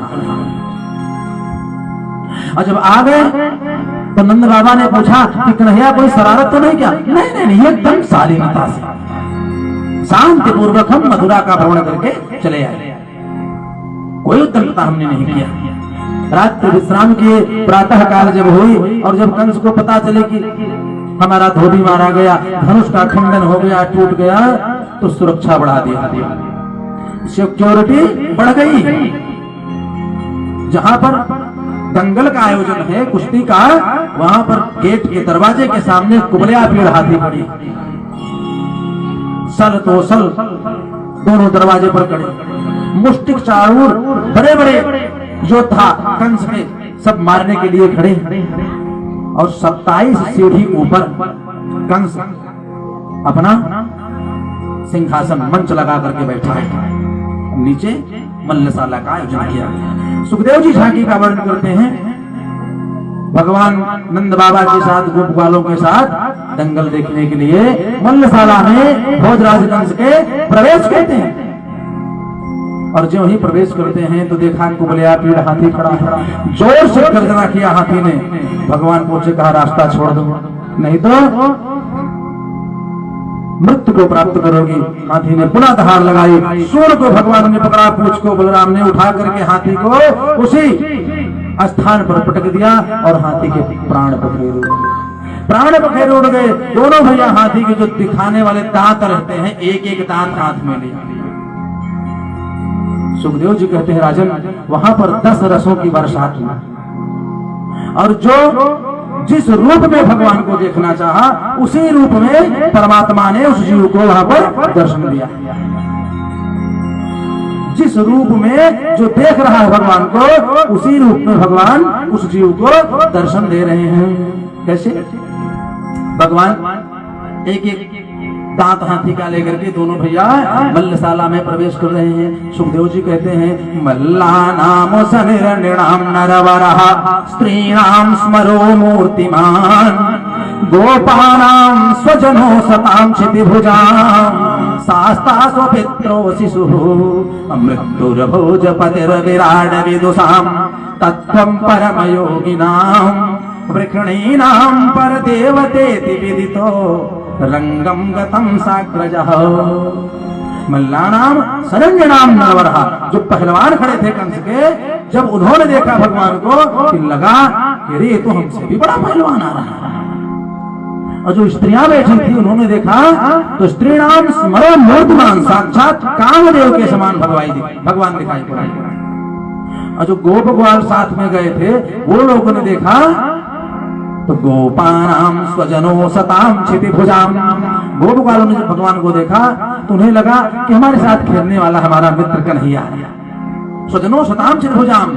आनंद बाबा ने जब देखा तो शास्त्रा स्वपित्रो शिशुः, उन्हें दिखाई पड़ा कि हमारा बेटा, हमारा छोटा सा बालक कन्हैया और बड़े पुत्र बलराम दोनों लोग चले आ रहे हैं। शास्त्रा स्वपित्रो शिशुः। सुखदेव जी कहते हैं, हे राजा परीक्षित, जब यह दृश्य भोजराज कंस ने देखा 27 सीढ़ी ऊपर से, तो उसे लगा कि मृत्युर्भोज पतिर्विराड विदुषाम, हमारी मृत्यु चली आ रही है हमको मारने के लिए, अब मेरा काल आ रहा है। मृत्युर्भोज पतिर्विराड विदुषाम। और जो मनीषी बैठे थे वहां पर, महात्मा तत्वज्ञ योगी, उन्होंने जब देखा तत्वम परम योगिनाम, योगियों ने जब देखा तो उनको भगवान परम तत्व परब्रह्म परमात्मा के रूप में दिखाई दिया। ऐसे ही अनेक रसों की बरसात करते हुए परमात्मा वृक्षणीनाम परिदेवतेति विदितो रंगम गतम साग्रचः, मल्लशाला में प्रवेश करते हैं। गोस्वामी तुलसीदास जी कहते हैं, जाकी रही भावना जैसी, जाकी रही भावना जैसी, जाकी रही भावना जैसी, जाकी रही भावना जैसी, प्रभु मूर्ति देखी दिव्य तैसी, प्रभु मूर्ति देखी दिव्य तैसी, प्रभु मूर्ति देखी दिव्य तैसी, प्रभु मूर्ति देखी दिव्य तैसी, नर मर कटई सबहि नचावा, नर मर कटई सबहि नचावा, उमा खगे सवेद यस गावा, उमा यस गावा, जाकी रही भावना जैसी, जाकी रही भावना जैसी, प्रभु मूर्ति देखी तिन तैसी, प्रभु मूर्ति देखी तिन तैसी। जो भगवान आगे बढ़े तो सल और तोसल कंस के दो पहलवान आकर के भिड़ गए। भगवान ने उन्हें भी गोविंदाय नमो नमः किया। जब सल तोसल मारे गए और मुख्य मल्लशाला में जब पहुंचे भगवान, तब तो कंस घबराने लगा, तब तो कंस घबराने लगा। लेकिन अभी विश्वास है कि हमारे दो और वीर पहलवान मुष्टिक और चाड़ूर, मुष्टिक और चाड़ूर दंगल में खड़े हैं, ये जरूर ही इसका वध कर देंगे। जब मुष्टिक चाड़ूर बचे, भगवान उनके पास पहुंचे तो कहा कि मामा जी, अरे आप तो इतने बड़े पहलवान हो, तो मैं तो छोटा सा बालक हूँ, मैं तो अभी नन्हा सा बालक हूँ और कुश्ती जोड़ी के साथ होती है, हमारा आपका क्या जोड़ है? आप इतने बड़े पहलवान और मैं छोटा सा बालक, अभी हमारी खेलने खाने की तो उम्र है ही। आप हमारे साथ कुश्ती मत करिए। तो मुश्तिक ने कहा, सुनो, ना बालो ना किशोरस्तम बलिश्चो बलिनाम्बरहा। अरे तुम बालक और किशोर नहीं हो, इतने बड़े बड़े योद्धा को मारते पराजित करते कुबलिया पीठ हाथी का वध करते हो जा रहे हो और कह रहे हो कि मैं बालक हूं। मैं बालक हूं ना, तुम बालक नहीं हो सकते, तुम तो बलिश्चो बलिनाम्बरहा, महान बलशाली हो तुम। सुखदेव जी कहते हैं, राजा परीक्षित ये कह करके चाणूर भिड़ गया बलराम जी से और मुष्टिक भगवान कृष्ण से। जब दोनों आपस में युद्ध होने लगे तब सारे ब्रजवासी खड़े हो गए, कहा देखिए ये अन्याय हो रहा है, कुश्ती हमेशा जोड़ के साथ होती है, इनका कोई जोड़ नहीं, इनका कोई जोड़ नहीं। नंद बाबा ने कहा नहीं, ये अन्याय हो रहा है, ये अन्याय हो रहा है। और जब चारों तरफ एक आवाज सुनाई पड़ी, अन्याय हो रहा है, बिना जोड़ के कुश्ती नहीं हो सकती, सुखदेव जी कहते राजन, उठा करके मुष्टिक को भगवान ने पटक दिया और चाणूर को बलराम जी ने पटक दिया, खींच करके एक मुका मारा वक्ष स्थल पर और उसी मल्लशाला में मुष्टिक चाणूर का प्राणांत हो गया। भक्तवत्सल भगवान की। और जो मुष्टिक चाणूर मारे गए तो कंस ऊपर जो बैठा था देखा, तब तो चिंता दोगुनी बढ़ गई, बुद्धि काम नहीं करने लगी, चारों तरफ जय जयकार होने लगी। और जो गोपगाल आए थे कन्हैया के साथ सब दंगल में उतर गए और अपने अपने जोड़ी से भिड़ करके बढ़िया कुश्ती करने लगे। जब कुश्ती करने लगे, लड़ने लगे, एक कला दिखाने लगे, चारों तरफ जय जयकार होने लगी, तब तो कंस को कुछ सूझा नहीं, 105 डिग्री बुखार हो गया, उल्टा सीधा बोलने लगे। अब आप कहेंगे महाराज थर्मामीटर लेकर नापे करे। जब बुखार 105 डिग्री के ऊपर हो जाता है तो व्यक्ति सन्निपात जाता है, कुछ भी बोलने लगता है, बुद्धि उसकी काम नहीं करती। अब ऊपर से तलवार निकाल लिया कंस ने और जोर जोर से गर्जना करने लगा, नंद बाबा को बंदी बना लो, इनके दोनों पुत्रों का वध कर दो, इनको मार डालो, काट डालो, एकदम पागल जैसा हो गया। और जब पागल हो गया तो भगवान यहाँ दंगल से कुश्ती स्थल से छलांग लगाए, सीधे जा करके कंस के आसन सिंहासन के पास खड़े हो गए। जो खड़े हो गए तो दाहिने हाथ से वही बाल पकड़ा, बाल पकड़ा, कहा मामा जी अब कैसा प्रतीत हो रहा है, तुमने हमारी माँ का केस पकड़ा था, अब तुम्हें कैसा प्रतीत हो रहा है। कंस ने जो ही भगवान की ओर मुड़ करके देखा, बाल सहित उठा करके पटक दिए। कहा कुश्ती में। सुखदेव जी कहते राजा परीक्षित करे चलत किरीटम प्रगृहे शेषम जगत निवासा स्वयं संपूर्ण पृथ्वी का भार अपने में धारण करके भगवान कंस के ऊपर चढ़े और उसी मल्लशाला में कंस का प्राणांत हो गया। भक्तवत्सल भगवान की जय। और जो ही कंस मारा गया, कंस जब मारा गया तो सूचना मथुरा में पहुंच गई, चारों तरफ जय जयकार होने लगा। कंस की 2 पत्नियां हैं, अस्ति और प्राप्ति, आकर के रोने लगी। और जब अस्ति प्राप्ति रोने लगी, जरासंध की दोनों पुत्री अस्ति और प्राप्ति जब रोने लगी तो भगवान भी रोने लगे। भगवान भी कम कौतुकी नहीं, रोने लगे और रो करके बोले मामी, अब मामा तो नहीं रहे, पकड़ करके रोने लगे। और रोने के पश्चात समझाया। और यहाँ तो यह लीला चल रही है, कारागार में वसुदेव और देव की प्रतीक्षा कर रहे थे। जब उन्हें जय जयकार सुनाई पड़ा तो आपस में दोनों लोग बातें करने लगे। देवकी ने कहा कि हो ना हो कंस ने हमारे बेटे को मार दिया, इसीलिए चारों तरफ जय जयकार हो रही है। जैसे 6 पुत्रों का वध हो गया, वैसे हमारे इस बेटे को भी कंस ने मार दिया। एक करके रोने लगी। अब तो हुसैन को जाकर के पहले कारागार से मुक्त किया। भगवान ने नंद बाबा के साथ सारे गोपकालों के साथ जय जयकार करते हुए पहुंचे कहाँ, जहाँ पर वसुदेव जी और देवकी मैया कारागार में बंद हैं। वहां पहुंचे, पहला फाटक जो ही खुला, चिंता और बढ़ गई देवकी मैया की, वसुदेव जी की। अब कंस आकर के हम पर खूब हंसेगा, ठिठोली करेगा, व्यंग बोलेगा कि देवकी हमने तुम्हारे पुत्र का वध कर दिया, अपने काल का हमने अंत कर दिया, तो हमारी क्या दशा होगी, फिर क्या दशा होगी। दूसरा दरवाजा, तीसरा, चौथा और जो ही सातवां फाटक खुला, कारागार में भगवान पहुंचे हैं। परमात्मा को देख करके मानो पुनः वात्सल्य स्नेह उमड़ गया। भगवान दौड़ करके मैया को प्रणाम किया, वसुदेव जी को हृदय से लगा लिया। भगवान ने कहा, मां मां हमारी वजह से, हमारे लिए तुमने इतना कष्ट उठाया, इतने दिन तक कारागार में रही, मैं उसके लिए बहुत शर्मिंदा हूं। सुखदेव जी कहते, राजा परीक्षित, वसुदेव और देवकी कारागार से मुक्ति। उस दिन तक तो रहे भगवान मथुरा, और यहाँ क्या कह करके गए थे, यहाँ क्या करके कह कर गए थे, आज जा रहा हूँ, कल रहूंगा, परसों वापस आ जाऊंगा।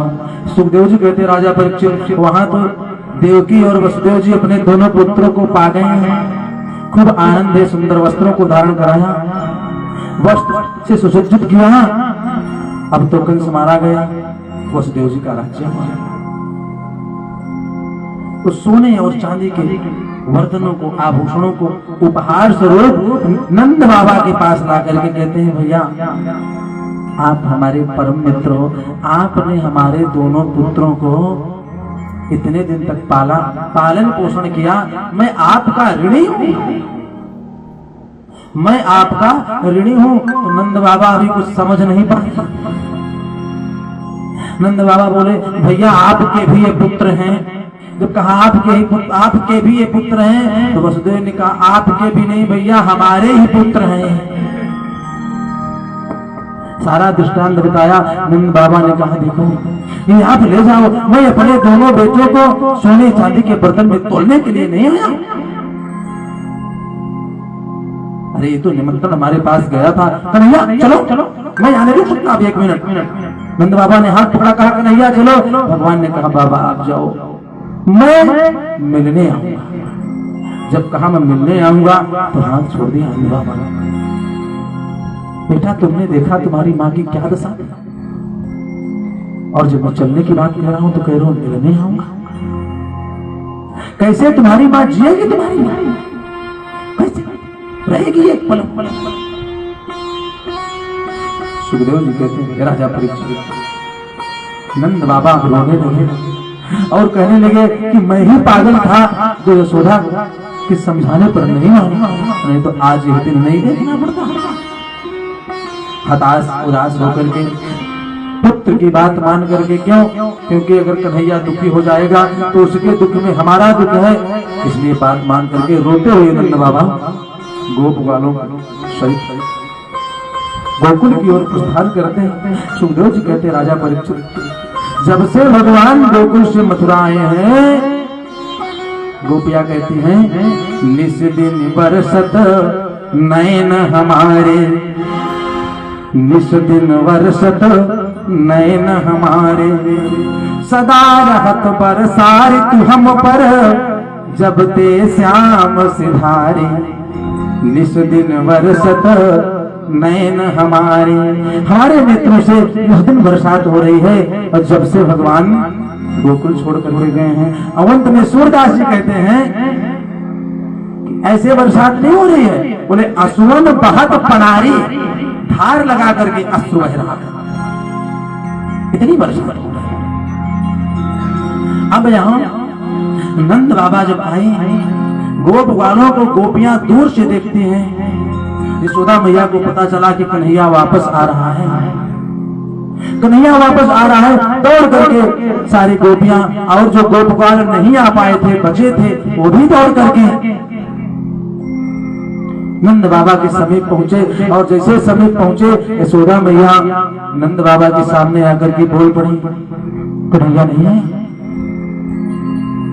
हमारा बेटा कहाँ है, गोविंद कहाँ है? नंद बाबा रो रो करके बताएगा वो तो नहीं आया। जब कहा वो तो नहीं आया तो यशोदा मैया ने कहा फिर जब वो नहीं आया तो रास्ते में जमुना जी नहीं मिली तुमको, वही प्राण को छोड़ करके चले जाते, कैसे हमारे बेटे को बिना लिए चले आए? नंद बाबा ने कहा यशोदा यमुना जी मिली थी, हमारी भी इच्छा थी कि बिना गोविंद के हम जिएंगे कैसे, लेकिन गोविंद ने कहा कि बाबा तुम चलो मैं मिलने आऊंगा, और कन्हैया हमसे मिलने आता हमको न पाता तो उसे कितना कष्ट होता, उसी कष्ट को सोच करके यशोदा में चला है, उसी कष्ट को सोच करके मैं आया। नंद बाबा चुपचाप माल में चले आए, हताश उदास होकर के सारे गोपियां सारे ब्रजवासी अपने अपने स्थान पर चले गए। सुखदेव जी कहते हैं राजा परीक्षित नित्य व्रत गोपियां जाकर के जहां पर भगवान लीला किया करते थे, रास विहार किया करते थे, जा जाकर के उनके लीलाओं का एक एक दिन की लीलाओं का चिंतन करती हैं और भगवान को याद करती हैं, बुलाती हैं। अब यहाँ मथुरा में वसुदेव और देवकी ने बलराम और गोविंद का यज्ञोपवीत संस्कार करवाया। यज्ञोपवीत संस्कार करवा करके गुरु संदीपनी के यहाँ शिक्षा ग्रहण करने के लिए भेजा। वैसे तो परमात्मा सब पढ़े पढ़ाए हैं, लेकिन 64 दिन में भगवान 64 कलाओं को सीख करके और गुरु जी का आशीर्वाद लेकर के उनके पुत्र का हरण हुआ था उसको वापस ला करके दे करके गुरु का आशीर्वाद दे करके भगवान पुनः मथुरा में 64 दिन में 64 कलाओं को सीख करके वापस, और यही गुरु जी के यहाँ शिक्षा दीक्षा के समय उन्हें परम मित्र सुदामा जी से भी भेंट हुई। और जब पुनः मथुरा वापस आ गए, जब से गुरु जी के यहाँ से शिक्षा ग्रहण करके आए, भगवान एक कमरे में चुपचाप बैठे रहते हैं, न तो किसी से बात करते हैं और न बोलते हैं न हंसते हैं। एक दिन बीता, 2 दिन, 4 दिन, ये दशा अपने बेटे के देख करके देवकी मैया चिंतित होने लगी और यदुवंशियों के मंत्री हैं उद्धव जी, वृखड़ीनां प्रवरो मंत्री कृष्णस्य दयिता सखा अशिष्यो बृहस्पतिर्साक्षात् उद्धवो बुद्धि सत्तमः।